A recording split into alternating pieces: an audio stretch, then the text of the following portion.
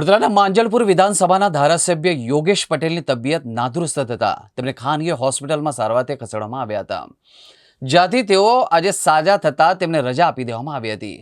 આજે વડોદરાની મુલાકાતે આવેલા મુખ્યમંત્રી ધારાસભ્યને ખબર કાઢવા માટે તેમના નિવાસસ્થાને પહોંચ્યા હતા। એ સમયે ધારાસભ્યએ વિશ્વામિત્રી નદી અને અમદાવાદથી ભરૂચ તરફ તળાવોને પાણીથી ભરી આપવાના મહત્વના મુદ્દે રજૂઆત કરી હતી, જેની સામે મુખ્યમંત્રી દ્વારા યોગ્ય કાર્યવાહી કરવાની ખાતરી પણ આપી હતી।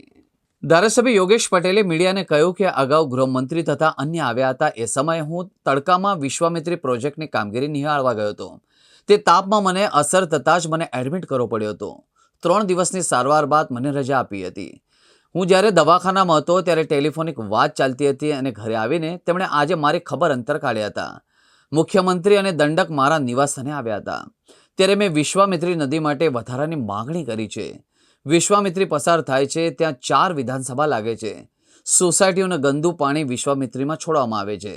સરકાર અમને પૈસા આપે જેથી અમે પાલિકા સમસ્યાનો નિકાલ કરવા અંગેનું આયોજન પણ કરીએ છીએ તથા વિશ્વામિત્રી નદીનું પાણી ચોખ્ખું થાય, ગટરોનું પાણી ટ્રીટ કરવા માટે નવા એસટીપી પ્લાન્ટ ઊભા કરવા પડે, ગંદુ પાણી જે સ્વચ્છ થઈને જાય તે નદી પણ ચોખ્ખી થઈ જાય।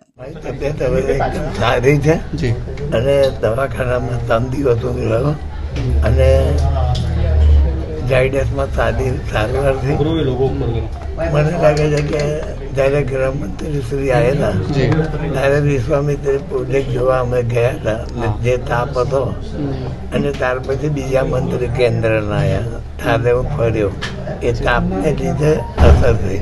ઓકે, તો શું એટલે હિટ સ્ટ્રોક લાગી ગયો હતો? હા, શું સીએમ મળવા આવ્યા, શું કીધું? શું ના, એ તો ખાલી ખબર અંતર પૂછ્યા। પહેલે બી મને જ્યારે દવાખાનામાં હતો ત્યારે બી અમને ફોન પર બધી વાતો કરતા હતા। અચ્છા, શું કીધું? આજે શું વાતચીત થઈ? એમ કે જલ્દી સારા થઈ જાઉં। મેં તો કીધું કે અત્યારે હું સારો છું, અત્યારે કામ કરવા તૈયાર છું, જે બી હોય તે। આરામ કરવાનું કીધું? કહે છે તમે આરામ કરો।